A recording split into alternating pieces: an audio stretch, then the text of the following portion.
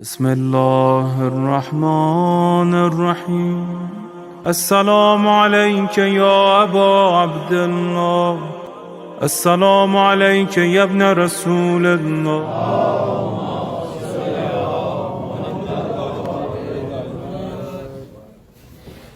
بسم الله الرحمن الرحيم. الحمد لله الذي جعلنا من المتمسكين بولاية أمير المؤمنين. اللهم إياك نعبد وإياك نستعين.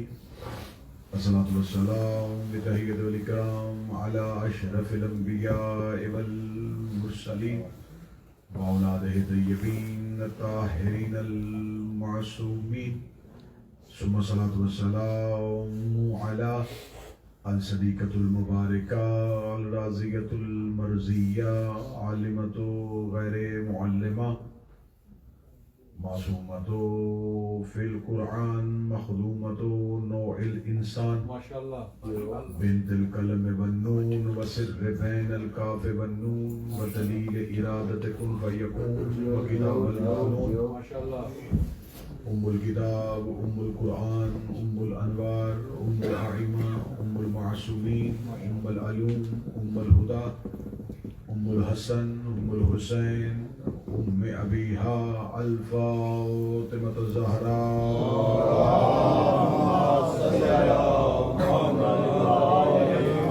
سبحان الله تعالى أجمعين. أما بعد فقد قال حق سبحانه وتعالى في كتابه المجيد وفرقان الحميد. بسم الله الرحمن الرحيم.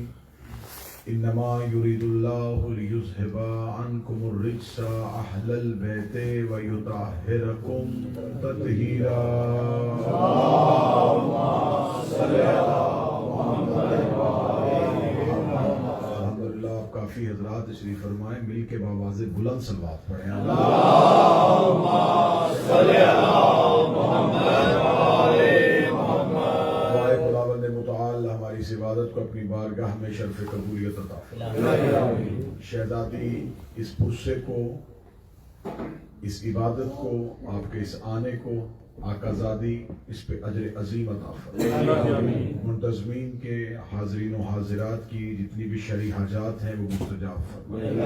ہمارا شمار سیدہ کے طرفداروں میں، امیر المومنین کے پیروکاروں میں اور مولا شبیر کے عزاداروں میں سے فرمائے. سرکار ولی العصر کے ظہور میں ہم مالک کے سامنے جناب سیدہ کی گواہوں میں محشور ہو سکے. دعاؤں کی قبولیت کے لیے مل کے بآواز بلند صلوات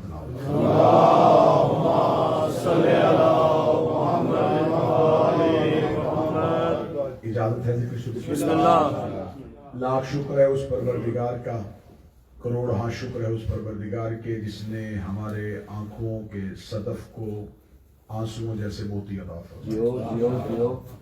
کروڑ شکر اس پروردگار کا جس نے ہمارے آنکھوں کے خیموں میں ان کربلا کے مسافروں کا اور پھر لاکھ شکر اس پروردگار کا جس نے ہمیں حق کہنے، حق سننے اور حق بولنے کی توفیق عطا. خداوند متعال قرآن میں کہتا ہے کہ میں وہ اللہ ہوں کہ میں اپنے بنائے ہوئے قوانین کو توڑتا نہیں. خدا جو قانون بنائے ان قوانین میں رد و بدل نہیں کرتا، ان میں تبدیلی نہیں کرتا. اس خدا کے بنائے ہوئے قانون جیسے چل رہے ہیں ویسے ہی چلتے رہے. خدا کے ہاں کسی بھی قانون میں تبدیلی ممکن نہیں. اور اس وعدہ یہ خدا نے قرآن میں کیا ہے کہ میری سنتیں تبدیل نہیں ہوتی، میرے آئین ٹوٹتے نہیں، میرے قانون بدلتے نہیں. اگر انسان نے تخلیق کے مرحلوں سے گزرنا ہے تو وہ گزرنا ہے. اگر سورج نے وقت پہ طلوع ہونا ہے تو ہونا ہے. ہواؤں کا ایک ترنم سے چلنا ہے تو وہ چلنا ہے. یہ ساری کی ساری کائنات ایک قانون کے تحت چل رہی ہے. متوجہ ہے صاحب؟ تو ہو ہی نہیں سکتا جہاں خدا نے اتنے قوانین بنائے ہوں وہاں خدا نے ظالم کے لیے کوئی قانون نہ بنایا. میرا موضوع جناب سیدہ ہے اور میں دیکھوں گا کہ آپ جتنے آمادہ ہیں گفتگو سننے کے لیے تو میں اس قدر موضوع کو کروں. یہ ہو ہی نہیں سکتا کہ خدا نے کوئی قانون ظالم کے لیے نہ بنایا. خدا نے بے شک ظالم کے لیے بھی قوانین مرتب کیے. مثلا خدا نے سب سے پہلا نبی زمین پہ جسے اتارا اسے حضرت آدم کہتے ہیں. حضرت آدم کا ایک بیٹا مظلوم تھا, ایک بیٹا ظالم, ایک مقتول تھا, ایک قاتل تھا. اگر خدا قابیل کو معاف کر دیتا تو پھر ہمیں سمجھ آ جاتی کہ مظلوم کے لیے قانون معاف کرنا ہے. جو ظالم ہوگا اسے اللہ معاف کر دیتا, لیکن خدا نے قابیل کی قرآن میں مذمت کر دی. پتہ چل گیا کہ خدا کا قانون ہے کہ وہ ظالم کو معاف نہیں کرتا. اگر خدا نوح کے بیٹے کی مذمت نہ کرتا تو ہم مان لیتے کہ خدا ظالم کے لیے قانون اور رکھتا. اگر خدا فرعون کو نیل کی لہروں میں نہ ڈبوتا تو ہم سمجھ جاتے کہ خدا کے ہاں ظالم کا قانون معاف کرنا ہے. اگر خدا نمرود کو مچھر کے ذریعے نہ مرواتا تو ہم سمجھ جاتے کہ خدا کے ہاں قانون اور ہے. قابیل سے لے کے آخری ظالم تک جب خدا نے کسی بھی ظالم کو معاف نہیں کیا تو یہ کیسے ہو سکتا ہے کہ رسولوں کے ظالم کے لیے قانون اور ہو اور بطول کے دشمن کے لیے قانون اور. جہاں خدا رسول کے دشمن کو معاف نہیں کرتا, اب متوجہ ہے بات کی جانب, تو یقیناً خدا بطول کے دشمن کو بھی معاف نہیں. اب ہمارے لیے سب سے بڑا لمحہ فکریہ یہ ہے کہ ہم جب جناب سیدہ پہ گفتگو کریں گے تو ہمارے سامنے بہت سی ایسی چیزیں کھل کے سامنے آ جائیں گی کہ سیدہ پہ بات کرنی ہے تو صاحب دیکھیے ہمیں بہت احتیاط سے اور بہت محتاط ہو کے چلنا ہے. اور پھر دوسرا یہ کہہ دیا جاتا ہے کہ یہ متنازع موضوع ہے, اس سے دل آزاری ہوتی ہے. اگر سیدہ کا حق پڑھنا دل آزاری ہے تو میرا خیال ہے کہ مسلمانوں کو پوری دنیا میں اذان بند کر دینی چاہیے, کیونکہ لا الہ الا اللہ کہنے سے ہندو کی دل آزاری ہوتی ہے, جیسے لا الہ الا اللہ کہنے سے ہندو کی دل آزاری ہوتی ہے, محمد رسول اللہ کہنے سے عیسائی کی دل آزاری ہوتی ہے, علی ولی اللہ کہنے سے منافق کی دل آزاری ہوتی ہے. ایسے ہی بطول کے قاتل پہ لعنت کرتے ہوئے بطول کے دشمن کی دل آزاری ہوتی ہے. تو اب ہمیں دیکھنا ہے کہ ہم اچھے اور احسن انداز میں اس تاریخ کے باب کو اپنی نسلوں تک کیسے پہنچائیں. یہ جو بزرگ باریش افراد جنہوں نے ایک دور گزارا ہوا ہے, ان کے لیے یہ باتیں اس لیے مشکل نہیں ہیں کہ انہوں نے ایک آزاد فضا میں سانس لی ہوئی ہے, انہوں نے ایک بہترین ماحول دیکھا ہوا ہے.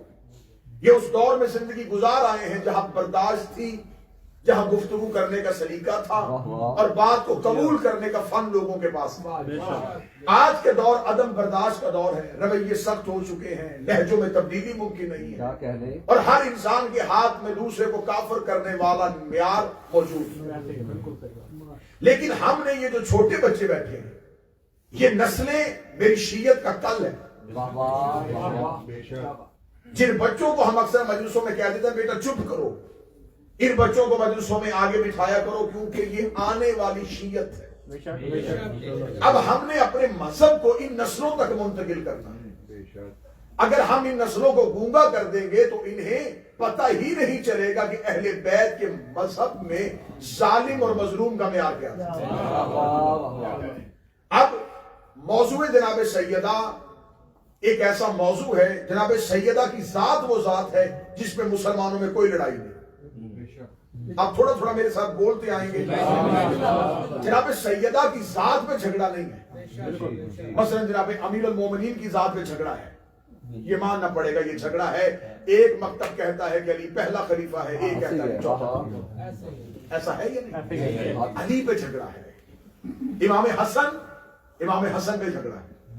امام حسن نے صلح کی تھی یا معاہدہ لکھا تھا, کس کو مانا تھا کس کو نہیں مانا تھا, جھگڑا موجود. امام حسین علیہ السلام نے بیعت نہیں کی تھی, کیا افکار تھے, کیا نظریات تھے, جھگڑا موجود. جناب سیدہ پہ جھگڑا موجود. کوئی یہ نہیں کہتا مسلمان کہ یہ رسول کی بیٹی ہے. کوئی نہیں کہتا کہ یہ سیدت نساء العالمین ہے، کوئی نہیں کہتا یہ جنت کی خواتین کی سردار نہیں، کوئی نہیں کہتا یہ بضعۃ منی نہیں، کوئی نہیں کہتا کہ اس کے بیٹے حسنین نہیں، کوئی نہیں کہتا کہ اس کا شوہر علی نہیں، یعنی کہ بی بی کے فضائل پہ کوئی جھگڑا نہیں، اختلاف ایک جگہ پہ آ گیا جسے ہم کہتے ہیں قضیہ فدق۔ یہ ایک مسئلہ ہے جو امت میں 1400 سال سے متنازع چلا رہا ہے کہ فدق جناب سیدہ کا حق تھا یا نہیں۔ اب اس موضوع پہ اتنا کچھ لکھا جا چکا ہے، اتنا کچھ پڑھا جا چکا ہے، اتنا کچھ بولا جا چکا ہے، لیکن ہر دور تقاضا کرتا ہے کہ جناب سیدہ کے اس حق کو ہر دور میں زندہ رکھا جائے۔ اور اگر آپ کہیں گے آپ مستور کی بات کو اسلام میں کہاں لے آئے، تو اگر آپ کسی مستور کی بات کو اسلام میں قبول نہیں کرتے تو آپ کو صرف حج میں طواف کرنا ہوگا، صفا اور مروہ پہ دوڑنا ہوگا۔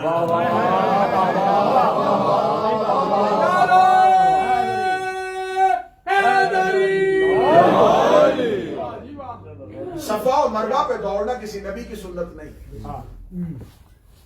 ایک مستور کی سنت۔ اب جناب سیدہ سلام اللہ علیہا یہ مطالبہ کیوں کر رہی تھی اس میں بولا جا چکا، فدق کہاں سے آیا تھا اس میں بولا جا چکا، اور یہ لفظ فدق جو ہے اس کے ساتھ ایک لفظ بولا جاتا ہے باغ فدق۔ باغ عربی زبان کا لفظ نہیں، باغ فارسی کا لفظ ہے، یہ عربی ترکیب میں نہیں ہے، یہ فارسی ترکیب میں۔ جب باغ فدق کہتے ہیں تو ذہنوں میں آ جاتا ہے ایک باغ، جبکہ یہ ہے جاگیر فدق جس کے اندر بہت سے باغات ہیں، یہ جاگیر فدق ہے۔ فدق نام کہاں سے آیا، فدق کی وجہ تسمیہ کیا ہے؟ فدق جناب نوح کے پوتے کا نام تھا، نسل حام میں سے جناب نوح کی اولاد میں سے حام کی نسل میں سے ایک بیٹا تھا جس کا نام فدق تھا۔ اس نے آ کے اس جاگیر کو آباد کیا، اس کو رہنے کے قابل بنایا، اس میں مختلف جگہوں پہ باغات لگائے، اس کی وجہ سے اس کا نام فدق پڑ گیا۔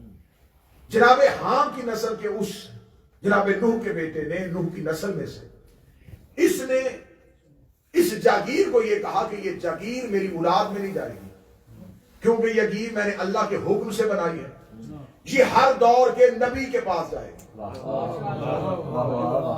اب تھوڑی تمہید آپ سنیں گے تو نتیجہ میں دوں گا، کیونکہ مجلسیں دو ہیں اور میں نے ان مجلسوں میں اس متنازع موضوع کو احسن طریقے سے آپ کے سامنے پیش کروں۔ اب یہ ہر دور میں مختلف انبیاء کے ساتھ ہوتا ہوتا جناب موسیٰ کے دور تک پہنچتا ہے۔ جناب موسیٰ کے بعد یہودی جو تھے وہ اس جگہ پہ آ کے آباد ہو گئے اور مسلسل انہوں نے رہنا شروع کر دیا۔ یہودی آباد رہے اور اس سالت ماب کے دور تک یہودیوں ہی کے قبضے میں رہا۔ جب یہودی اس پہ قابض ہو گئے اور خیبر مولا علی کی دستے بازو سے فتح ہو گیا تو جتنے اطراف کے یہودی تھے جو دوسرے جگہوں پہ رہتے تھے یہ بھی آ کے فدق والی جگہ پہ آباد ہو گئے۔ یہاں پر اسلام کے خلاف سازشیں ہونی شروع ہو گئی۔ رسالت ماب کو خبر پہنچی، رسالت ماب نے مولا علی کو بھیجا، مولا علی نے جا کے ان کو لمبا چوڑا خطبہ دیا، مجھے ان موضوعات پہ نہیں جانا۔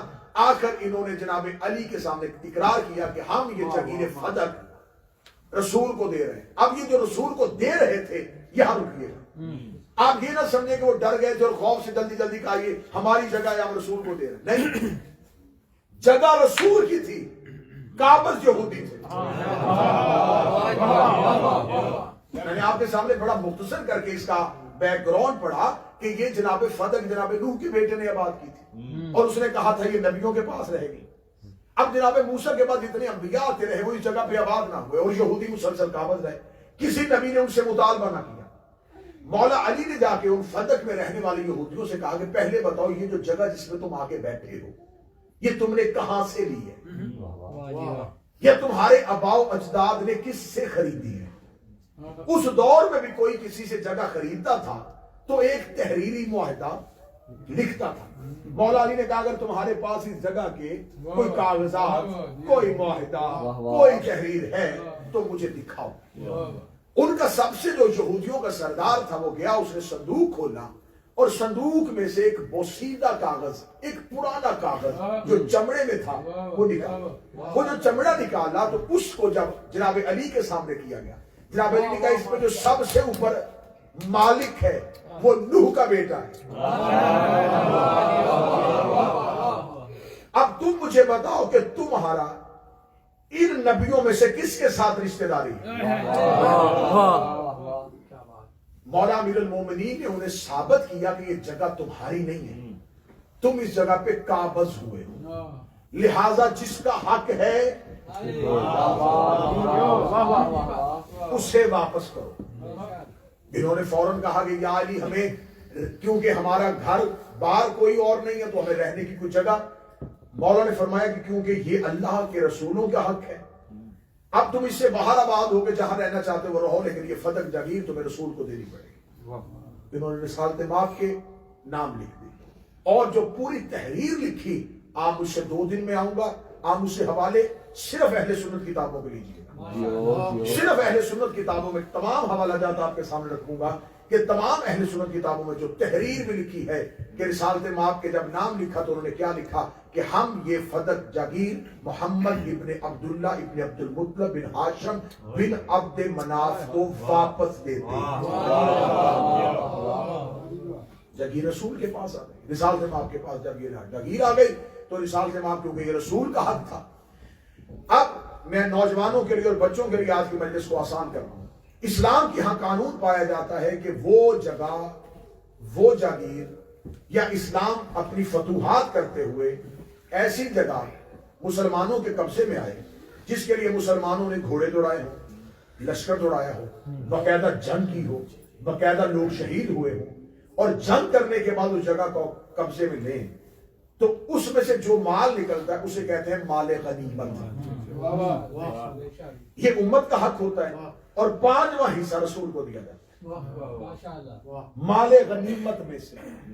یہ جو خیبر فتح ہوا تھا نا، اس کا جتنا بھی مال تھا وہ مال غنیمت تھا جس کے لیے مولا علی نے کوئی بھی حصہ نہیں لیا تھا، اور صحابہ کے گھر میں ایک ایک اونٹ کی کھال کے برابر سونا گیا. اور جناب عائشہ کی روایت آج بھی کتابوں میں موجود ہے کہ ہم نے جی بھر کے کھجورے غزوہ خیبر کے بعد کھائے. اسلام امیر ہو گیا تھا. یہ مال غنیمت ہے. لیکن جس جاگیر کو فتح کرنے کے لیے مسلمانوں نہ گھوڑے دوڑائے ہوں نہ لشکر دوڑایا ہو اور وہ روب کی وجہ سے مل جائے اسے کہتے ہیں مال فیع. اب تب تک یہ مال فیع تھا جب تک یہ رسول کے پاس پہنچا، لیکن جب رسول کی ملکیت میں آ گیا، رسول کے تصرف میں آ گیا تو رسالت مآب نے کیا کیا؟ رسالت مآب نے اب اس کی جتنی بھی آمدنی آتی تھی، جتنا یہاں سے پروفٹ آتا تھا، اس کے اندر کھجوروں کے باغ لگے ہوئے تھے، اس کے اندر پانی کے چشمے تھے، اس میں رہنے والی جگہیں تھی، رسالت مآب اس کا جتنا بھی ریونیو آتا تھا یہ اپنی ذات پہ خرچ نہیں کرتے تھے، یہ مسلمانوں کو دے دیتے تھے، یہ اموال لوگوں میں تقسیم کر دیا جاتا تھا. رسالت مآب نے خیبر فتح ہونے کے بعد یہ جگیر اپنے پاس رکھی. اب اتنی تمہید باندھنے کے بعد میرا سوال ہے، اگر اس جگیر میں امت کا حق تھا تو اتنے سال نبی نے اپنے پاس کیوں رکھی؟ رسالت مآب کے پاس یہ جگیر تھی تو اب قرآن کی ایک آیت آتی ہے، بسم اللہ الرحمن الرحیم وآت ذی القربى حقہ. میرا حبیب اپنے قربا کو ان کا حق دے. آیت بغیر وجہ کے کبھی نہیں آتی. خدا نے حکم دیا کہ اپنے قربا کو حق دے. جب یہ آیت آئی اب حوالہ نوٹ کر لو اہل سنت کتاب کا، تفسیر در منصور، تفسیر در منصور اہل سنت بھائیوں کی مستند تفسیر ہے.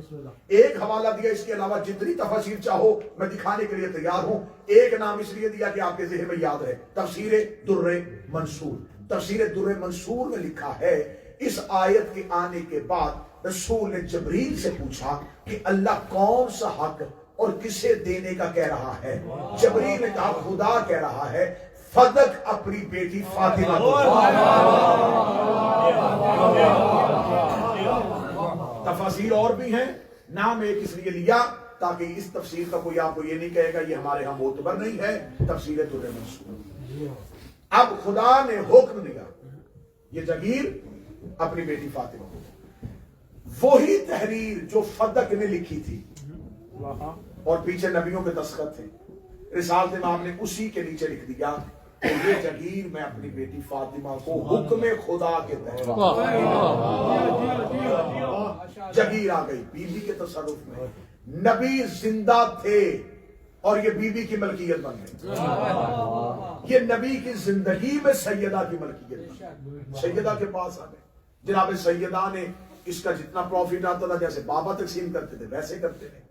جب رسالت امام کی رحلت ہو گئی رسول کے جانے کے بعد حکومت نے کہا کہ وہ جو جاگیر ہے وہ بہت بڑی جاگیر ہے. اس کی کتنی آمدنی آتی تھی؟ 40 لاکھ دینار سالانہ آمدنی تھی. جو کتابوں میں لکھا 40 لاکھ دینار اس دور کا, اور جو دینار ہوتے تھے وہ سونے کے ہوتے تھے.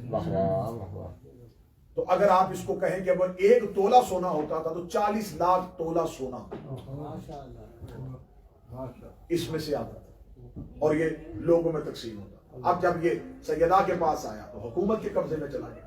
اب یہاں میں نے پوری تمہید اس لیے مکمل کی, اس سے پہلے میں فتح پہ تفصیلی گفتگو ریکارڈ کروا چکا ہوں, بہت مفصل انداز میں بول چکا ہوں. آج میں آج کی اور کل کی مجلس میں اہم زاویے فتح کے حوالے سے آپ کے سامنے بی بی کے مقدمے کے پڑھنا چاہتا ہوں. اب میرا شیعہ اہل سنت بھائی, جب بی بی یہ کسی کتاب میں نہیں لکھا, کسی نے انکار نہیں کیا کہ بی بی مطالبہ کرنے نہیں گئی, یہ من گھڑت ہے, یہ بنائی. وہ کہتے ہیں مطالبہ کیا تھا لیکن سامنے سے جو جواب آیا وہ جواب بھی ٹھیک تھا اور بی بی اس جواب سے مطمئن ہو گئی تھی. یعنی کہ اس بات پہ جھگڑا نہیں ہے کہ بی بی نے مطالبہ نہیں کیا, یہ سارے مان. اب میرا تمہید کے بعد پہلا نتیجہ, جب سیدہ دربار میں مطالبہ کرنے کے لیے گئی تو صرف زہرا نہیں گئی, قرآن کی آیت تطہیر بی بی کے ساتھ گئی. اب جیسے ایک حلالی وکیل اپنے مقدمے میں جرا کرتا ہے, میں ویسے جرا کرنے لگا ہوں اور اللہ جانے کسی تک تو بات پہنچے گی, کوئی ایک بندہ تو حق پہ آئے.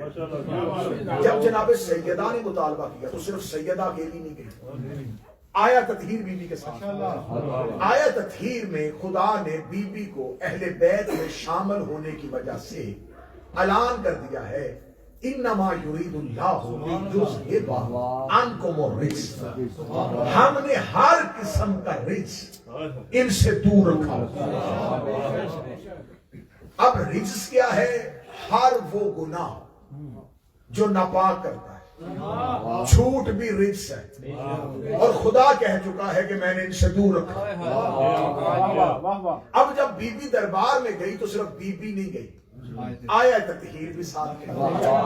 اب اگر یہ کہا جائے کہ بی بی نے جس جاگیر کا مطالبہ کیا وہ بی بی کی تھی نہیں, وہ امت کا حق تھا, تو اب یہ نہیں کہنا پڑے گا کہ معاذ اللہ سیدہ کا مطالبہ ٹھیک نہیں, پھر ماننا پڑے گا کہ قرآن کی آیت تطہیر کا اعلان ٹھیک نہیں. اگر کہیں گے کہ آیت تطہیر کا اعلان ٹھیک نہیں تھا تو پھر یہ بھی ماننا پڑے گا کہ قرآن میں اگر ایک آیت غلط ہوگی تو اور بھی غلط ہو سکتی ہے, پھر قرآن کو غلط ماننا پڑے گا. قرآن کو غلط مانیں گے تو اسلام کو غلط ماننا پڑے گا. اب سمجھ میں آیا کہ ہم بندے مروا کے فتح کیوں پڑھ رہے ہیں؟ فتح زہرا کی صداقت کا مسئلہ نہیں, اسلام کی صداقت کا مسئلہ.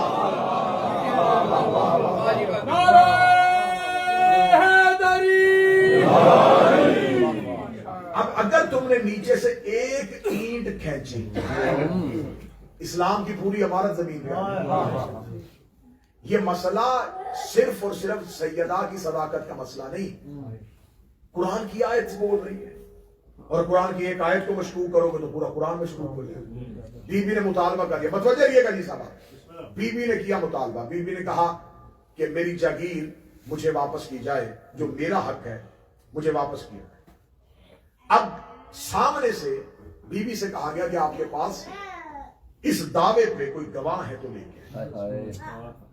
پہلی بات یہ ہے, قانون سمجھنے والے احباب تشریف فرما ہے, اگر کسی جگہ پہ کوئی دوسرا قبضہ کرے تو گواہ قابض دیتا ہے, مالک نہیں دیتا. جگہ بی بی کی تھی, عامل بی بی کے بیٹھے تھے, گورنمنٹ نے اس پہ قبضہ کیا تھا. اب گواہ حکومت کو دینے تھے, بی بی کو نہیں, لیکن پھر بھی بی بی سے کہا کہ آپ گواہ دیں. जंग सुनिएगा मेरी शहजादी। बीबी ने, मैं बिल्कुल नए जाविये पढ़ूंगा, नए जाविये जो पहले पढ़ चुका वो नहीं, नए जाविये। बीबी ने मौला अली को बतौर गवाह पेश किया। अब जरा गवाह का स्टेटस देखना। अदालत में गवाह दावे को मोतबर कर देता है। कोई बंदा कोई दावा करे, उस दावे में गवाही के लिए प्राइम मिनिस्टर आ जाए तो आप क्या समझते, दावा छोटा रहेगा? दावा मोतबर हो जाता है। चपड़ासी गवाही दे तो दावा और होता है, उस कंपनी का मालिक गवाही दे तो दावा और होता है। अब इस दावे में बीबी का पहला गवाह कौन है? अली। अब मुअर्रख ने क्या लिखा? शौहर गवाही दे रहा है। मुझे नहीं देखना कि मुअर्रख क्या लिख रहा है, मुझे ये देखना है कि हकीकत क्या है। तो जो मेरी तरफ रखिएगा सामान, मुअर्रख ये कह रहा है, मुअर्रख ये कह रहा है शौहर बीवी के हक में गवाही दे रहा है, लेकिन हकीकत ये कह रही है नफ्से पैगंबर बिन्ते पैगंबर की गवाही दे रहा है।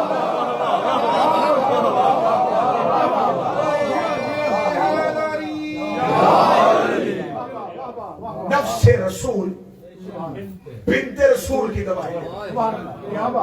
फिर समझो, रसूल की जुबान से कहा गया है अल कुरान माअली, जिसे रसूल ने कुरान कहा था वो बतूल की गवाही दे रहा।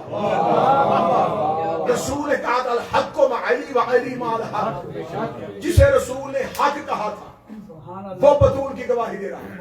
रसूल ने कहा था अना मदीनतुल इल्म व अली और बाब इल्म ज़हरा की गवाही दे रहा। रसूल ने कहा था अना दारुल हिकमा व अली और बाबू, मैं हिकमत का शहर हूं, अली उसका दरवाजा है। बाबुल हिकमा बतूल की गवाही दे रहा था। गवाह का स्टेटस समझना, ये गवाह कौन है? मेरे मालिक, ये अली की गवाही कहीं और भी आई है? खुदा ने कहा हाँ, एक और जगह पे भी आई है। खुदा कुरान में कहता है मेरा हबीब उस वक्त को याद कर जब हम हर नबी को उसकी उम्मत पर गवाह बुलाएंगे। जब आदम आके गवाही देंगे कि मेरी कौम ने मेरे साथ क्या सलूक किया, नूह आके गवाही देगा मेरे सफीने पे कौन बैठा कौन नहीं बैठा, इब्राहिम आके गवाही देगा मुझे आग में किसने फेंका किसने साथ दिया, मूसा गवाही देगा तू में मेरे साथ कौन गया था और मेरे पीछे बेवफाई किसने की थी। हर नबी अपनी उम्मत पे गवाह आएगा। बच्चे इनाबे का अल्लाह उलाए शहीदा, फिर मैं तुझे उम्मत पे गवाह नहीं बुलाऊंगा, मैं तुझे नबियों पे गवाह बुलाऊंगा। तू आके गवाही देगा आदम ने तबलीग ठीक की थी कि नहीं की थी, तू सफीना लेके सही वक्त पे निकला था नहीं निकला था, इब्राहिम ने आग में जाते हुए किसको पुकारा था, मूसा को दूर पे जाके कैसी गुफ्तगू करता था।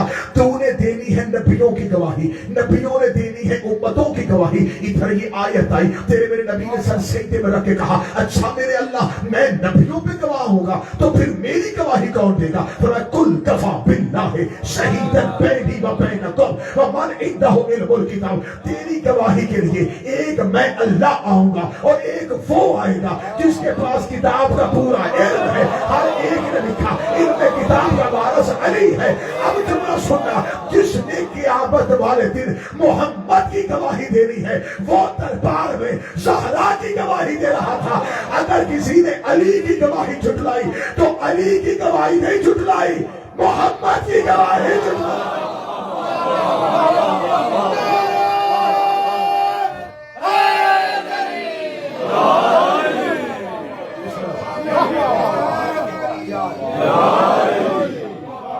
चमन चमन कली कली अली अली अली अली, नगर नगर गली गली अली अली अली अली,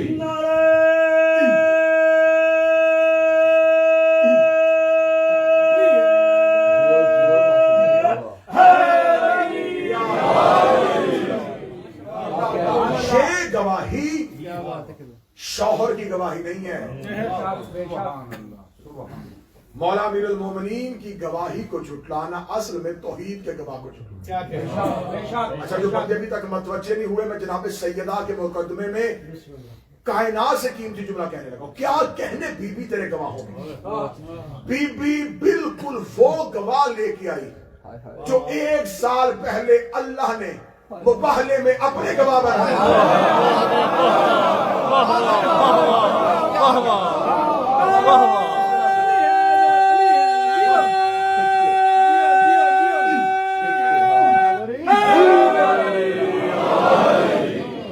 इसमें तो किसी को اعتراض نہیں کہ آیا مباہلہ میں رسول اپنی محبت میں نہیں گیا کہ رسول نے کہا چلو میں چلتا ہوں، چلو میرا خاندان میرے ساتھ چلے، نہیں، خدا نے نس دی، حکم دیا، فَقُلْ تَعَالُوا نَدْعُوا أَبْنَاءَنَا وَأَبْنَاءَكُمْ، ان سے کہہ یہ اپنے بیٹے لے کے ہم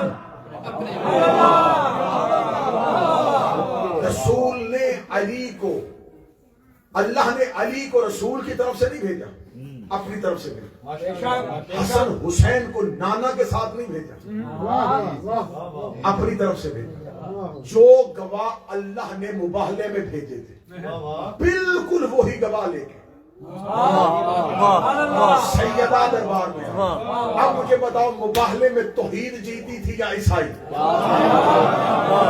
مباہلے میں جیتی تھی توحید، گواہیاں ہو گئی تھی قبول۔ جو اللہ کے گواہ نجران کے عیسائیوں نے مان لیے تھے،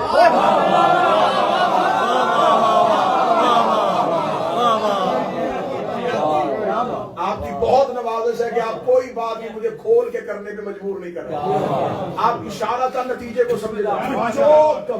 جو گواہ نجران کے عیسائیوں نے مان لیے تھے، انہوں نے قبول کر لیا، انہوں نے کہا تیرے گواہ آ گئے، ہمیں قبول۔ توحید جیت گئی تھی گواہوں کی وجہ سے۔ پھر لفظ کہنے لگا خدا مباہلے میں گواہوں کی وجہ سے جیتا، سے جیتا تو 3 دن نبی قرآن پڑھ چکا تھا، دلیلوں کی وجہ سے جیتا تو دلیلیں 3 دن نبی دے چکے تھے۔ خدا نے کہا تھا یہ دلیلیں نہیں مانیں گے، یہ آیتیں نہیں مانیں گے، انہیں گواہ دکھانے پڑیں گے، انہیں گواہ دکھانے پڑیں گے۔ جو مباہلہ اللہ گواہوں کی وجہ سے جیتا تھا، سیدہ وہ گواہ لے کے گئے۔ بی بی نے پہلا گواہ پیش کیا علی ابن ابی طالب، بی بی نے دوسرے 2 گواہ دیے۔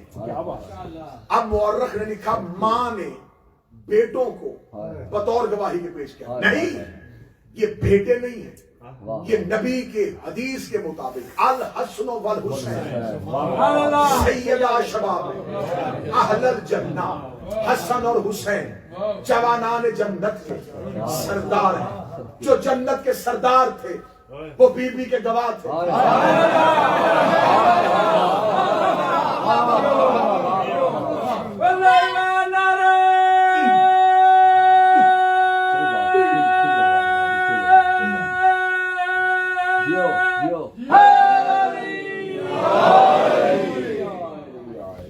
جو جنت کے سردار تھے وہ بی بی کے گواہ تھے۔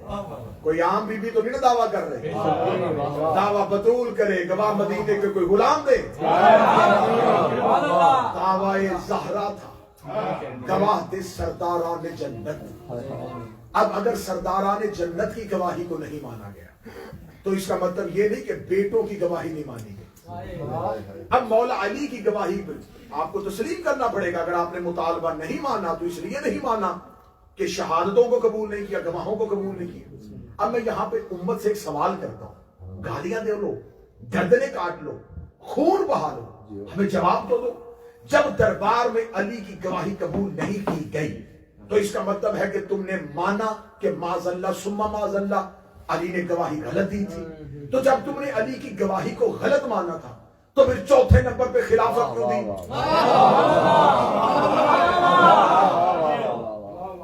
اور پھر تم نے کہا کہ علی خلیفہ راشد ہے۔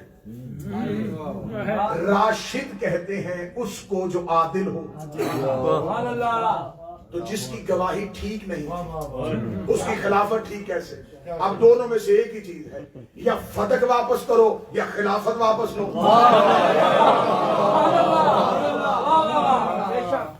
بی بی نے یہ گواہ پیش کیا۔ دیکھیں اس مسئلے کو اس لیے بالکل ایسے دوچی سوال کر کے اس مسئلے کو الجھا دیا جاتا ہے نا جی۔ دیکھیں جی آپ شیعہ سے بحث کر رہے ہیں، عقل مانتی ہے کہ وہ لوگ جو نبی کے ساتھ رہتے ہوں وہ نبی کے گھر والوں کے ساتھ یہ سلوک کریں، وہ علی کے ساتھ اور زہرا کے ساتھ یہ سلوک کریں؟ حد ہو گئی ہے۔ آپ شیعوں کو کوئی سمجھانے والا نہیں ہے۔ وہ نبی کے ساتھ رہنے والے لوگ تھے، نبی کے ساتھ رہنے والے نبی کے دوست ایسا کیسے کر سکتے؟ آؤ قرآن سے پوچھیں، یہ تو یوسف کے بھائی تھے،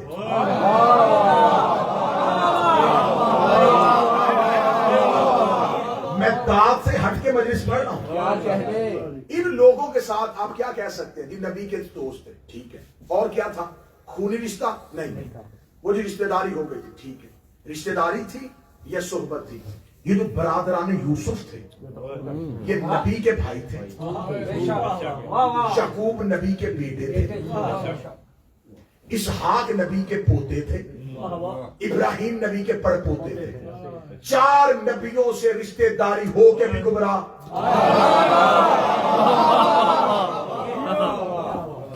یہ 4 نبیوں کے رشتہ دار تھے، رہتے بھی نبی کے گھر تھے۔ اور یہاں پر اگلی بات کروں، میں نے نوح کے بیٹے کی مثال کیوں نہیں دی؟ میں نوح کے بیٹے کی مثال دیتا، بندے کہتے جی نوح کا بیٹا تو کافر تھا، اسے تو باپ کا کلمہ ہی نہیں پڑا تھا، تو جب اسے نبی کا کلمہ نہیں پڑا تو کافر کی مثال یہاں صادر کیسے آ جاتی؟ میں نے یوسف کے بھائیوں کی مثال اس لیے دی، انہیں کوئی نہیں کہہ سکتا یہ کافر تھے، یہ ملت ابراہیمی پہ تھے۔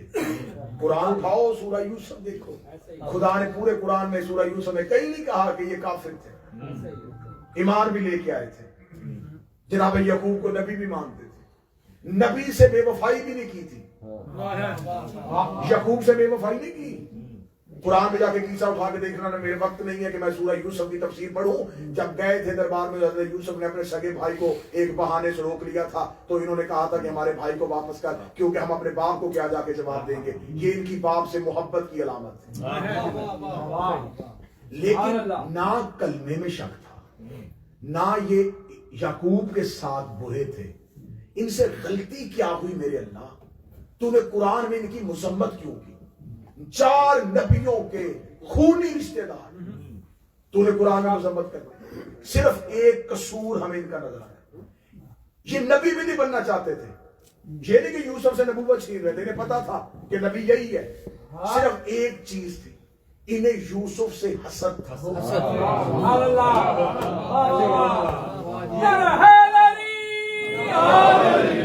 داد والی سمجھ مجلس نہیں ہے، سنبھالنے والی مجلس۔ یوسف سے حسد تھا۔ حسد کس بات پہ تھا؟ یہ یوسف سے حسد کرتے تھے جب باپ یوسف سے زیادہ محبت کرتا تھا، انہیں پتا تھا کہ نبی اس سے زیادہ پیار کرتا ہے، انہوں نے حسد شروع کر دیا۔ نبی یوسف سے زیادہ پیار کرتے تھے، بھائیوں نے حسد شروع کر دیا۔ نبی ایک سے زیادہ پیار کرے نا،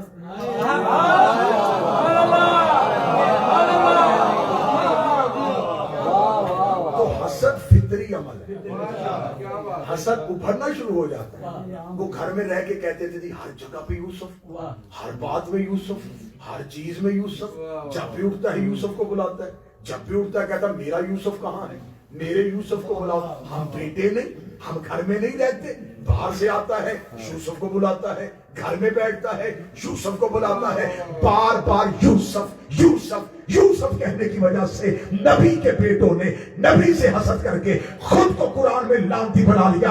اس کا مطلب نبی کسی کو اتنا پیار کرے تو باقیوں کو حسد ہو جاتا ہے۔ اب امت علی سے حسد کیوں نہ کرتی؟ بستر پہ سوئے تو علی، میدان میں جائے تو علی، خیبر اٹھائے علی، کل ایمان بنے علی، یسوع الدین بنے علی، فاتح دلائل بنے علی، نقطہ پائے بسم اللہ بنے علی، انگوٹھی زکات میں دے کے ولایت خریدے تو علی، جبریل کو دروازے میں اتارے تو علی، ستارے کو کمی بنائے تو علی، نبی سے رشتہ دے تو علی۔ اور یوسف کے پاس ایک حسن تھا اور بھائی حسد کر گئے جس کے پاس اتنے فضائل تھے۔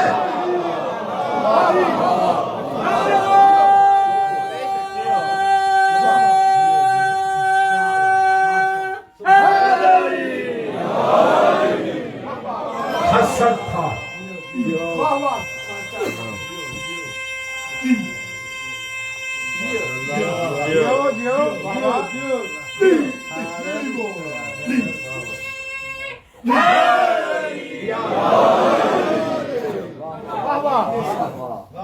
میں نے پہلے کہا کہ میں نے کیونکہ زندگی وقف کی ہوئے شہزادی کے لیے، تو میں نے مسلسل بیوی کے مقدمے پہ ہر گوشے کی مجلس پڑھی، سیدہ کے مقدمے پہ کوئی گوشہ کوئی کونا ایسا نہیں۔ اب میری ہمیشہ نظر ہوتی ہے کہ دشمن کہاں سے سوال شروع کرے تاکہ کسی تقریر میں کوئی ایسا جواب ادھورا نہ رہ جائے کہ میری قوم کے بچے سوشل میڈیا پہ بیٹھ کے پریشان ہیں۔ یہ جواب ہمارے پاس، یہ جو جواب تھا یہ میں نے آپ کو دے دیا کہ کوئی کہے کہ نبی کے پاس رہنے والے اہل بیت سے بغض کیسے کر سکتے ہیں؟ اسے مثال دے دینا قرآن میں یوسف کے بھائیوں، اگر نبی کے بھائی، نبی کے بیٹے نبی سے حسد کر سکتے ہیں تو یہ حسد ممکن ہے، قرآن میں مثال موجود ہے۔ اگلی بات جو ان دنوں میں زیادہ سوشل میڈیا پہ وائرل ہوتی ہے، میں اس کا جواب بھی بڑی جلدی دے دیتا ہوں۔ قوم کے لیے صرف جواب تیار کرتا ہوں، صرف جواب کے، میری قوم کے بچے پریشان نہ ہو۔ جواب یہ دیکھیں، سوال یہ کیا، دیکھیں میں بڑی محبت سے بات کر رہا ہوں، اتحاد کے ساتھ بات کر رہا ہوں۔ دیکھیں جی، اگر ان نے نبی سے محبت نہ ہوتی اور ان کا کوئی جرم یا کوئی قصور ہوتا تو آپ شیعہ صرف اتنا دیکھیں، صرف ایک چیز دیکھیں، بس ایک چیز کو سامنے رکھیں، آپ سب دیکھیں تدفین کہاں پہ تدفین دیکھیں، ہمیں کوئی اعتراض نہیں، جو جسے مانتا ہو نا وہ اس کی فضیلت ڈھونڈتا ہے۔ ہمارا کوئی رشتہ دار، کوئی ہمارا عزیز کربلا میں زیارت کے لیے جائے اور وہاں اس کی ڈیتھ ہو جائے اور اسے کربلا میں تدفین مل جائے تو ہم ساری زندگی کہیں گے ہمارے لیے اعزاز ہے، ہمارا ایک عزیز کربلا میں دفن ہے۔ تو لہٰذا جو جس کے ساتھ قریب ہو اس کی ہر فضیلت کو بتاتا ہے۔ یہ فضیلت بھائیوں نے بتائی، ہمیں قبول کرنی چاہیے۔ انہوں نے بتائی ہے، وہ کہتے تھے ہمارے رہبر جن کو ہم رہبر سمجھتے ہیں ان کے پاس یہ فضیلت ہے، تو آپ شیعہ فضیلت کا اقرار کیوں نہیں کرتے؟ یہ لاؤڈ سپیکر ہے، 3 کیمرے لگے ہوئے ہیں، مجلس آن ایئر ہے، اتنے لوگوں کو گواہ بنا کے میں آپ کے خلفاء اور رہبروں کی اس فضیلت کو دل و جان سے شیعہ قوم کی طرف سے تسلیم کرتا ہوں۔ سبحان اللہ، بندوں نے سبحان اللہ کہا، باقی 2 نے سر ہلایا، باقی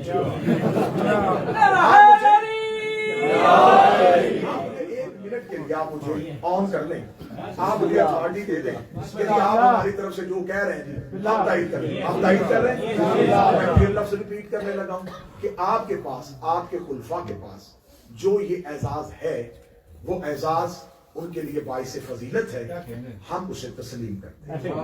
جہاں ہم تسلیم کرنے والے فراخ دل ہیں وہاں ہم شیعوں کی ایک بری عادت ہے، ہم ہر بات پہ سوال بہت کرتے ہیں، ہم ایسے نہیں چیزیں مان لیتے۔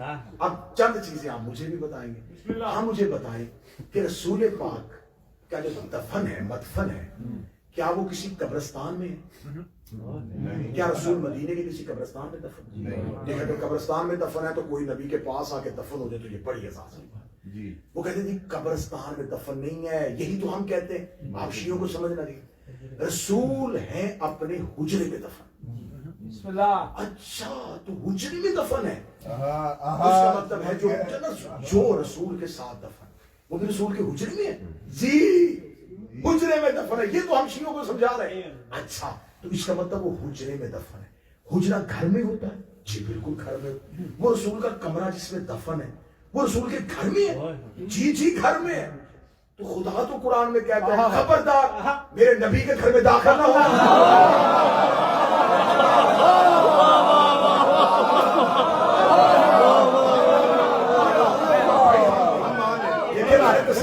میں نے فضیلت تسلیم کی ہے، آپ یہ نہ کہ میں نے تسلیم نہیں کی، میں نے پہلے تسلیم کی ہے۔ اب اتنا میں نے پوچھ رہا ہوں کہ اب قرآن کہہ رہا ہے خبردار میرے نبی کے گھر میں داخل نہ ہو، اگر جانا پڑ بھی جائے کسی کام سے جلدی واپس، زیادہ بیٹھنا نہ، بیٹھ کے گفتگو نہ کرنا، یہ نبی کا گھر ہے۔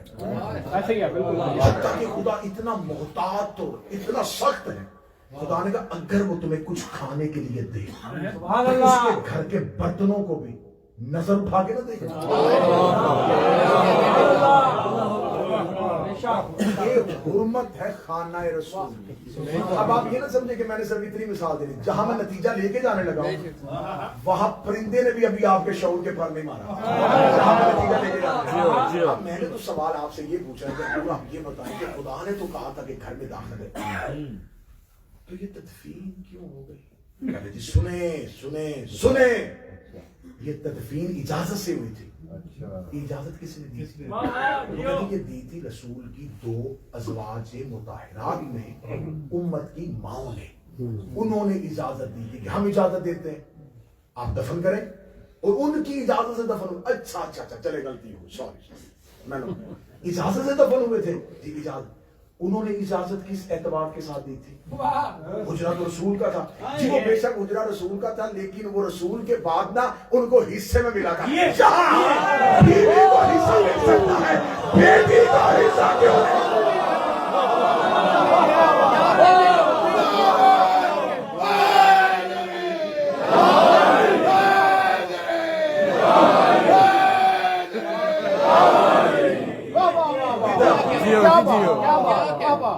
بیوی حجرے کی مالک ہو سکتی ہے. تو آپ نے تو تھوڑے سال پہلے کہا تھا کہ نبی نہ وارث بنتے ہیں. نہ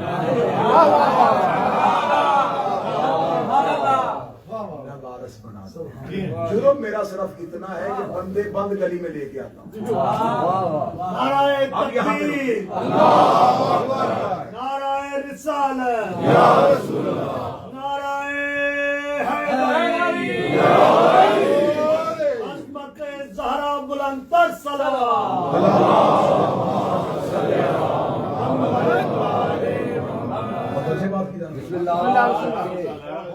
جناب سیدہ نے جو مطالبہ کیا, اس مطالبے میں بی بی کے مطالبے کے گواہ تو دیکھو کون ہے؟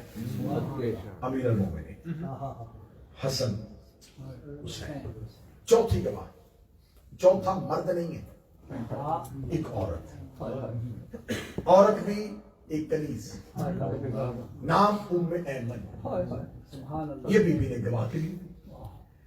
بی بی آپ ام ایمن کو کیوں لے کے آئی جبکہ آپ کے گھر میں فضہ جیسی کنیز بیٹھی جس کی فضیلت سے مدینہ ہوا؟ آپ کے گھر میں ابھی نبی کی ایک زوجہ ام سلمہ موجود ہے. آپ کے گھر میں اسما بنت امیس موجود ہے. آپ کے پاس ام الفضل موجود ہے. اتنی خواتین کے ہوتے ایک ام ایمن نامی کنیز کو آپ اتنے بڑے معاملے میں بطور گواہ کیوں لے کے آئے؟ کہ ام ایمن کی فضیلت دیکھیں کتنی بڑھ گئی ہے کہ وہ علی کے ساتھ گواہی دے رہی ہے.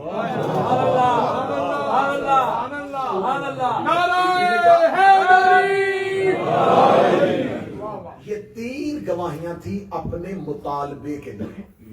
اب یہ جو چوتھی گواہی ہے یہ ہے سامنے والے کے دعوے کی رد کے لیے.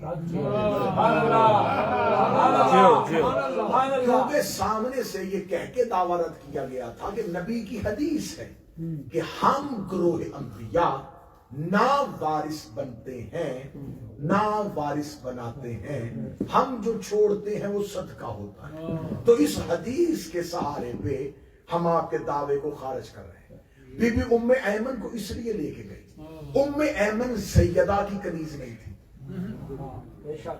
یہ رسول کی کنیز بھی نہیں تھی, یہ جناب عبداللہ کی کنیز تھی, یہ رسول کے بابا کی کنیز تھی. جب رسول کے بابا حضرت عبداللہ نے اپنی میراث نبی کو دی تو اس میں ام ایمن کو بھی میراث میں نبی کو دیا, اور نبی جاتے ہوئے باپ والی میراث اپنی بیٹی کو دے گئے. بی بی نے دعوے کے سامنے صرف اکیلی کنیز کھڑی کر دی کہ تیری بتائی حدیث کا جواب میری کنیز دے رہی ہے.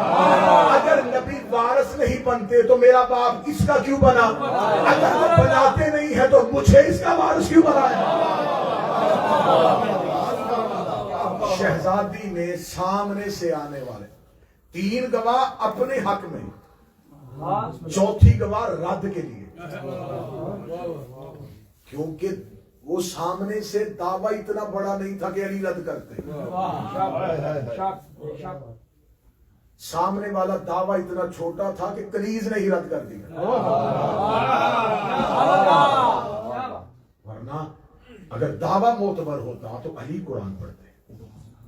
اور یہ بات بھی ذہن میں رکھیے گا, اے سیدہ کے طرفداروں, دور بڑا مشکل ہے, بہت مشکل دور ہے. اس مشکل ترین دور میں مصلحت کے تقاضے, دنیا داری, مادیت پسندی, لوگوں کے ساتھ تعلق, میل جول, یہ بڑی چیزیں ہیں جو تمہیں حق سے دور کرتی. मुश्किल तरीन दौर में सैयदा के हक में गवाही देना, ये अजान बिलाली की माने। जनाब सैयदा ने वहां खड़े खड़े एक दावा नहीं किया, बीबी ने 2 दावे किए। बीबी ने कहा मेरा पहला दावा मेरी जगीर का मुताल्लिक, उस दावे को रद्द कर दिया। मैं यहीं पे खड़े खड़े दूसरा दावा करती हूँ, मेरी मिरास मुझे वापस दो। मुझे बताओ जो मेरे बाप से मुझे मिरास मिली है वो कहाँ है। अब इसी दावे पे इंशाल्लाह कल वाली मजलिस में तफसीली गुफ्तगू करेंगे कि बीबी का दूसरा दावा कितना वज़नी था, दूसरे दावे में कितना दम था और सामने से दी जाने वाली दलील कितनी कम थी। तो फिर उसके बाद फैसला करना आसान हो जाएगा कि आज उम्मत को किसके साथ खड़े होना है। आप किसी को छोड़ नहीं सकते, आप ना छोड़ें। आप शिया हो नहीं सकते, आप ना हो, लेकिन आप हक को तो हक कह सकते हैं। आपने साथ दिया हुसैन का, हम आपके मशहूर हैं। आज भी आप कहते हैं जी हम बेशक अहले सुन्नत हैं, हम मातम नहीं करते, हम जुलूसों में नहीं जाते, हम मजलिसों में नहीं आते, लेकिन हम घर में भी बैठ के ये कहते हैं हुसैन हक पर थे। जो अकीदा तुमने हुसैन के लिए रखा यही अकीदा हम तुम में बतूल के लिए देख रहे हैं। बेशक आप ये कहें कि हम मजलिसों में नहीं जाते, हम शियों के साथ तबर्रा नहीं करते, हम लेकिन हम ये कहते हैं कि बतूल हक पर। आपको ये कहना पड़ेगा, आपको ये मानना पड़ेगा, वरना हम सारे भी मर जाएंगे। हम में से कोई भी ना, हर दौर में बीबी अपने हक के लिए कोई ना कोई जुबान जिंदा रखती है।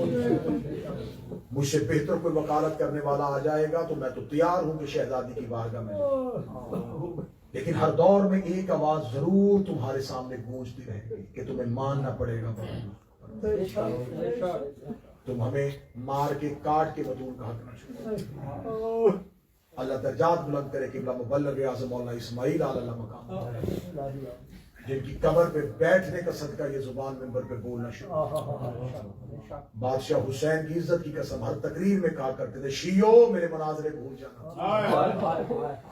मेरी तकरीरें भूल जाना, मेरी शक्ल भूल जाना, और शियो मोहम्मद की बेटी का दरबार जाना न भूलना। कभी न भूलना कि बीबी दरबार में।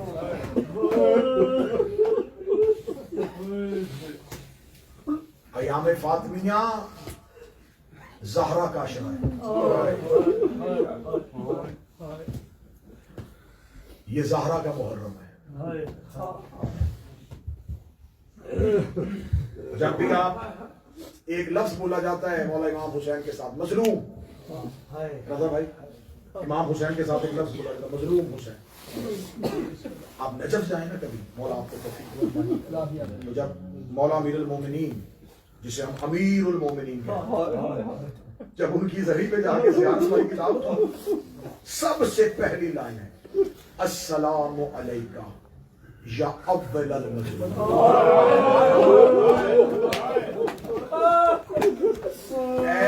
पहले मजलूम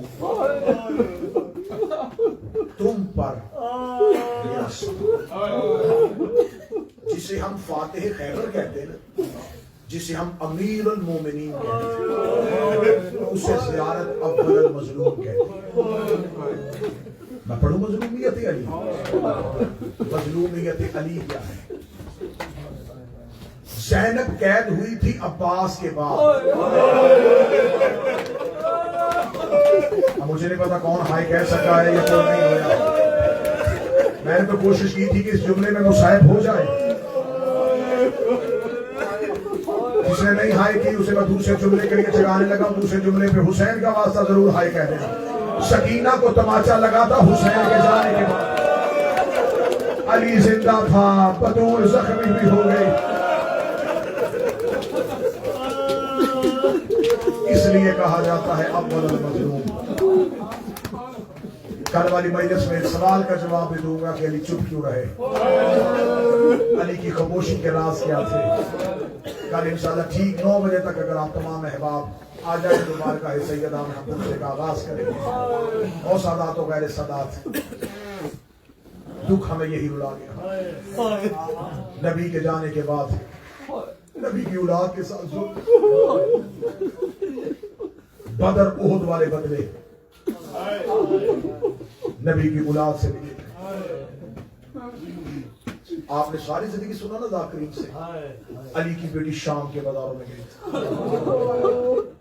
مجھے شبیر کا ذاکر سمجھو، مہمان سمجھو. میں نے زندگی وقف کی ہے حسین کی ماں کی وکالت کے لیے.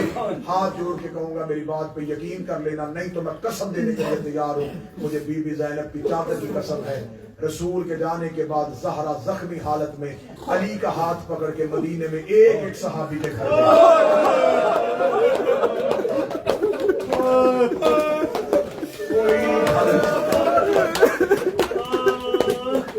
جس کے دروازے میں باپ کھڑا ہوا کرتا تھا، ہو سکا یہ آواز تیز ہو سکے تو تھوڑی کیجیے. ایک ایک صحابی کے دروازے، ایک ایک صحابی کے دروازے پہ جا کے بابا جی کہتی تھی، دستک دیتی تھی. دستک دے کے بھی دروازے پہ کھڑی ہو گئی. فلاں ابن فلاں، میں فاطمہ بنت محمد چل کے تیرے گھر آئی. کیوں بھول گئے ہو غدیر میں میرے باپ کا آخری خطبہ؟ تم نے غدیر میں میرے شوہر علی کی بیعت کی تھی، اب علی کا ساتھ دینے کے لیے کیوں نہیں اٹھتے؟ ایک ایک دروازے پہ جاتی رہی. تم نے بڑا اچھا جملہ سنا، تم نے ہائے بھی کہا، تم نے ماتم بھی کیا. ایک بندہ مجھ پہ سوال کر تو نے یہ تو پڑھ دیا. ایک ایک دروازے پہ گئی. اب مجھے بتا مدینے کے لوگوں نے کتنے لوگوں نے ساتھ دیا تھا؟ رکھ میرے سر پہ قرآن، ایک نے بھی دروازہ نہیں کھولا. بند دروازوں سے واپس آ جاتی تھی. لوگ زہرا دروازے پہ کھڑی ہوتی تھی، دروازہ نہیں کھولتی. پوری ذمہ داری کے ساتھ روایت پڑھنے لگا، کیونکہ سیدہ کے فضائل اور مصائب دونوں کے معاملے میں بڑا محتاط تھا. سادات عزام اور غیر سادات. نبی نے اپنی رحلت اور اپنی شہادت سے 6 مہینے پہلے روزانہ بلا ناغہ زہرا کے دروازے پہ کھڑے ہوتے تھے. آپ نے یہ بڑی دفعہ سنا ہے کہ رسول بی بی کے دروازے پہ کھڑے ہو کے اجازت مانگتے تھے. آپ کیا سمجھتے ہیں کہ دروازہ بند ہوتا تھا، دستک دیتے تھے؟ دروازہ کھلا بھی ہوتا. رسول کافی دیر کھڑے، آیا تو دیر پڑھتے رہتے، آیا تو دیر پڑھتے رہتے، درود پڑھتے رہتے، اتنی دیر کھڑے رہتے. کوئی صحابی بازار سے گزرتا نہ دیکھتا نبی دروازے پہ کھڑا ہے. وہ دکان پہ جاتا، بازار جاتا، واپس آتا، نبی وہیں پہ کھڑا ہے. کوئی گھر میں جاتا، گھر سے اٹھ کے واپس آتا، نبی وہیں پہ کھڑا ہے. مدینے کے لوگوں نے ایک دوسرے کے کان پہ منہ رکھنے شروع کر دیے. یہ کیا ہو گیا رسول کو؟ یہ سارا دن زہرا کے دروازے پہ کھڑا ہے. یہ سارا دن زہرا کے دروازے پہ کھڑا رہتا ہے. ایک دن مدینے کی مسجد میں صحابہ نے رسول کو لے کے بیٹھ کے کہا، یا رسول اللہ، تو وہی نبی ہے جو رات کو نماز کے لیے اٹھے تو اللہ قرآن بھی آیت بھیج دیتا ہے، یا ایھا المزمل قم اللیل الا قلیلا، راتوں کو اٹھا کر مگر تھوڑا. تو عبادت میں کھڑا ہوتا ہے، تیرے پاؤں سوج جاتے ہیں، میں اللہ برداشت نہیں کرتا.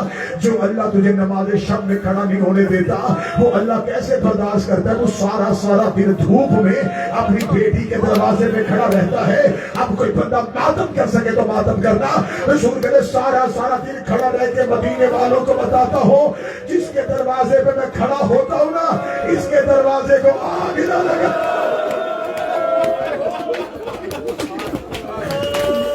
اسے زیادہ دیر اپنے دروازے پہ کھڑا نہ رکھنا. اتنے غریب ہو گئے. رسول کے بعد آخری جو بیوی گئی ہے نا کسی صحابی کے گھر، اس کا نام ہے معاذ بن جبل. معاذ بن جبل نامی صحابی ہے جس کے گھر آخری بار گئی ہے رسول کی بیٹی. وہاں گئی، اس کو کہا معاذ، تم نے غدیر میں میرے بابی کا خطبہ پڑھا. اسے کہا زہرا میں علی کی فضیلت سے واقف ہوں، لیکن کیا کروں؟ مدینے کے کچھ لوگ حکومت کے خوف کی وجہ سے، کچھ دولت کے لالچ کی وجہ سے حکومت کی بیعت کر چکے ہیں، علی کا ساتھ دینے کو کوئی تیار نہیں. اس حالت میں علی کا ساتھ نہیں دے سکتا. جب معاذ نے کہا میں ساتھ نہیں دے سکتا، زہرا اٹھی. یہ آخری صحابی ہے جس کے گھر گئی، پھر گھر کی طرف چلی آ رہی تھی. جب گھر کا دروازہ آیا نا تو بی بی نے مولا علی کا چہرہ دیکھا. علی کی داڑھی آنسو سے علی کو روتے ہوئے دیکھا. زخمی ہاتھ سے علی کا ہاتھ پکڑ دیا، تو نہ رو، میں تیرے ساتھ. یا علی، جب تک زہرا زندہ ہے میں تیرے ساتھ ہوں. یا علی، تجھے مدینے کے لوگ سلام کرے نہ کرے، یا علی ہمیں اللہ سلام کرتا ہے، ہمیں हमें मलाइका सलाम करते हैं। मैं बीबी ज़हरा की शहादत, आज मैं अली की मजलूमियत पढ़ूंगा, कल बीबी की शहादत पढ़ूंगा। सदात और गैर सदात आज 5-6 साल पहले मैंने अयाम फातिमिया कुम में किए थे। मेरी ख्वाहिश थी कि अयाम फातिमिया मैंने कुम में मासूमा के हरम में किए। तो मैं सोच में था कि जब बीबी के हरम में शहादत पढ़ी जाएगी ना, तो उस साल शहादत पढ़नी थी वहीद खुरासानी ने। मज़हब जाफरिया में बहुत बड़ा नाम है, कुम में उनका बहुत आला मकाम है, हजारों की तादाद में उनके शागिर्द आप भी कुम में। मैं किबला वहीद खुरासानी की मजलिस में बैठा था।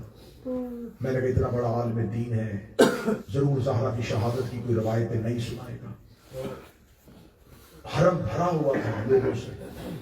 वहीद खुरासानी ने जब शहादत शुरू की तो उन्होंने एक ही जुमला पढ़ा, उसके बाद ना लोगों ने सुना। ऐसे लग रहा था जैसे मासूमा कुम की हरम में क्या मत आ रही। अब अल्लाह जाने तुम उस जुमले को कैसे सुनोगे। उन्होंने एक रवायत पढ़ी, पहली रवायत पढ़ी, और उसके बाद बच्चों ने और तालिब इल्मों ने और उलमा ने पढ़ने नहीं दिया। वहीद खुरासानी ने मुसाइब के आगाज करते हुए अपना अमामा उतार के मिंबर पे रखा। मिंबर पे रख के कहता, मैं उस ज़हरा की शहादत कैसे पढ़ूं जिसकी शहादत की खबर जब अली को मस्जिद में मिली, अली मुंह के बल रेत में गिर गया। अली जैसा फातिह कहता, अली जैसा मर्दे में था। अली रेत पे मुंह के बल गिर गए। सहाबा ने आके जब अली को उठाया तो मौला अली ने उठ के जो जुमला कहा वो मैं सुनाऊं। अली उठ के सलमान के गले में बाहें डाल कर मेरी मददगार चली गई। विलायत अली की मुहाफिजा चली गई, मेरी विलायत की मुबल्लिगा चली गई, घर घर जाके मेरी विलायत का प्रचार करने वाली चली गई। सदा तो मेरे सदा अल्लाह जिनके वालिदैन हैं सरों पे सलाम, खसूसन जिनकी माएँ हैं, मैं मिंबर पे रोते हुए दुआ करता हूं, अल्लाह तुम्हारी माओं को तुम पे सलामत रखे। जिनकी चली गई है अल्लाह उनको पहलू ज़हरा में जगह दे। जो माँ उसके बच्चे छोटे हो ना, छोटे बच्चे किसी माँ के औलाद छोटी हो, अल्लाह न करे माँ बीमार हो जाए ना, वो परेशान हो जाता है। जो भी रिश्तेदार खवातीन देखने आती ना, वो दुआ कहते, दुआ कर मैं ठीक हो जाऊं। मेरे बच्चे बड़े छोटे, मैं मौत से डरती नहीं, लेकिन मेरी औलाद बड़ी छोटी है। मैं जब अपने बच्चों को देखती हूँ ना, मैं बड़ा घबराती हूँ। लिहाजा जिनकी औलाद छोटी हो ना, वो माँ नहीं मरना चाहती। वो माँ चाहती है कि मेरे बाद मेरे बेटियों का क्या होगा, मेरे बाद मेरे बेटों का क्या होगा। अब तुमने जुमला सुन लिया और मेरी ताईद भी की कि बच्चे छोटे हो तो माँ मरना नहीं चाहती। ये जुमला ज़हन में रखना। अब बीबी की मुसीबत सुनना। जब आखिरी रात आई है ना बीबी फातिमा की, रो के कहती, या अली बगैर औलाद के अकेली बाबा की कब्र पे जाना चाहती। मौला अमीर अल मोमिनीन ने जख्मी ज़हरा को उठाया। मैंने जख्मी पढ़ा है, मुझसे जख्म ना कहना सुना। मैं जख्म नहीं पढ़ सकता। एक जुमला तुम्हारे मातम के लिए कहते तो इतनी जख्मी थी जितना शाम में सजा जख्मी। ना मुझसे जख्म सुनना, ना मुझसे जख्म पढ़े जाएंगे। जख्मी ज़हरा को अली ने उठाया, उठा के जख्मी ज़हरा को कब्र मोहम्मद पे लेके आए। कब्र मोहम्मद पे आके सैयदा बैठी, बैठ के रो के कहती, या अली मैं बेटे नहीं लेके आई, या अली मैं बेटियां नहीं लेके आई, या अली मिन्नत करती हूँ एक मरतबा आप भी थोड़ा दूर जाइए, मुझे बाबे से कोई बात करनी है। अली दूर चले गए। ज़हरा ने कब्र मोहम्मद पे एक नोहा पढ़ा, उस नोहे की 3 सतरें पड़ी हैं। नोहे की सतरें पड़ी, कब्र मोहम्मद की हिल गई, मदीने के दरो दीवार हिल गए, काबे की दीवार ने कांपना शुरू किया। जो नोहा बीबी ने बाबे की कब्र पे पढ़ा था, मैं आज तुम्हारे दरमियान खड़े होकर पढ़ने लगा हूँ। अल्लाह जाने कौन बंदा है जो घर के बिस्तर तक इबादत करेगा। ज़हरा बाबे की कब्र में बैठी, बीबी ने अपने बाएं हाथ से अपना दाया जख्मी हाथ उठाया, उठा के बाबे की कब्र में रखा। रखी, बाबा जिस हाथ को चूमा करता था तेरी उम्मत ने मेरा हाथ तोड़ दिया। پہلی سطر پڑھی میں نے، پہلی سطر پڑھی میں نے.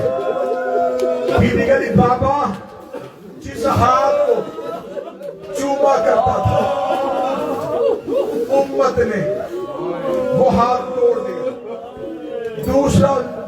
دوسری سطر سنا. بی بی لوگ کہتی بابا جس دروازے پہ رکا کرتا تھا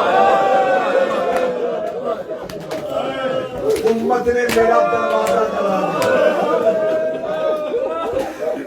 2 سطریں میں نے پڑھ لی ہیں. تیسری سطر میں ہر مجلس میں نہیں پڑھتا.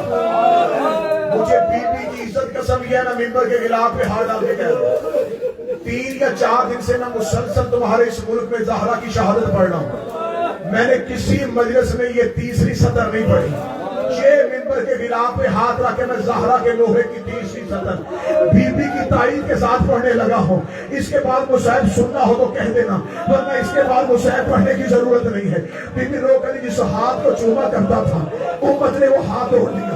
جس دروازے پہ کھڑا ہوا کرتا تھا امت نے دروازہ جلا دیا. زہرا نے قبر محمد پہ رخسار رکھا. جس چہرے کو چوما کرتا تھا اس میں دروازہ ہے. بابا تیرے دربار میں، بابا تیرے دربار میں حوصلہ حوصلہ حوصلہ حوصلہ.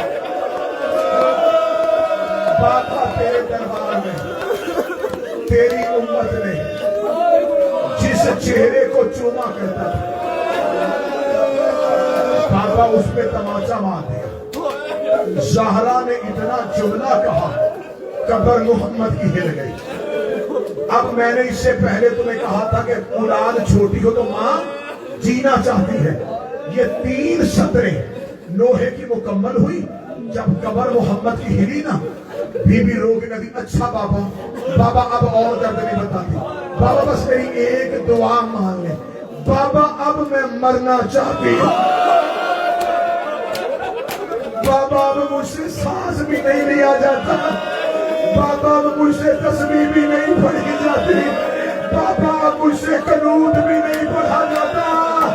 اگلے جملے پہ ماتم و ماتم کرنا. رو کے دی بابا اتنی غریب ہو گئی ہوں حسین پانی مانگے مجھے پانی دیا.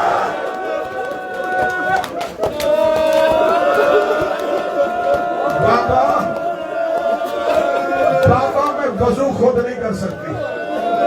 بابا میں اٹھ کے خود کھڑی نہیں ہو سکتی. بابا میں بڑی زخمی ہوں. بابا میں بیٹوں کو زخم نہیں دکھا رہی. بابا میرے بچے مر جائیں. بابا میں اپنے بیٹوں سے زخم چھپاتی ہوں. بابا میں اب اور پینا نہیں چاہتی. بابا اپنی فاطمہ کو اجازت دے دے. بابا میں مرنا چاہتی ہوں. بابا تیرے رونے کے لیے وہ جو بیت الحسن بنایا تھا بابا وہ انہوں نے گرا دیا ہے. بابا میرے گھر آگے دیکھ میرے گھر کی دیواریں گری ہوئی ہیں. بابا انہوں نے میرے گھر کی چھت کو پھاڑ ڈالا ہے. بابا میری بیٹیاں بڑی ڈر گئی ہیں. روتی ہوئی زہرا نے بابے کو آخری ودا کیا. ودا کرنے کے بعد زہرا اٹھی. کل سن لینا مجھ سے زہرا کا دربار اور دربار. اٹھی اٹھ کے بس بی بی نے آخری ودا یہ بابے سے کیا. اب آئی بی بی اپنے گھر کے حجرے میں. رو کے کہتی یا علی اکیلے میرے پاس بیٹھ گئے. ریت پہ علی بیٹھ گئے.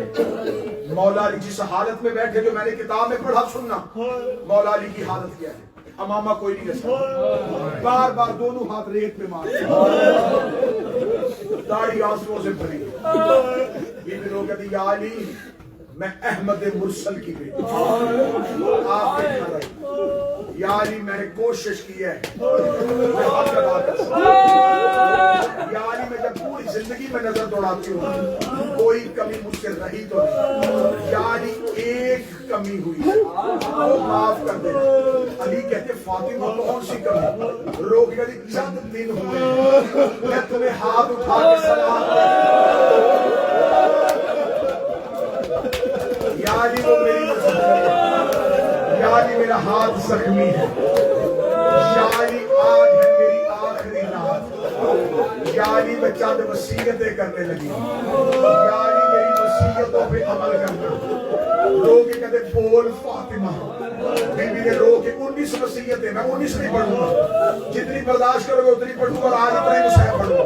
कल सुन लेना पूरी शहादत, कल सुन लेना बीबी के दर्द, आज सिर्फ वसीयतें सुना। बीबी रो कहती या अली मेरी पहली वसीयत है, या अली मेरे जनाजे का ऐलान न कर, या अली आधी रात के बाद मेरा जनाजा उठाना, या अली जिनके नाम मैं तुम्हें बता रही हूँ इन्हें मेरे जनाजे पे लाने देना।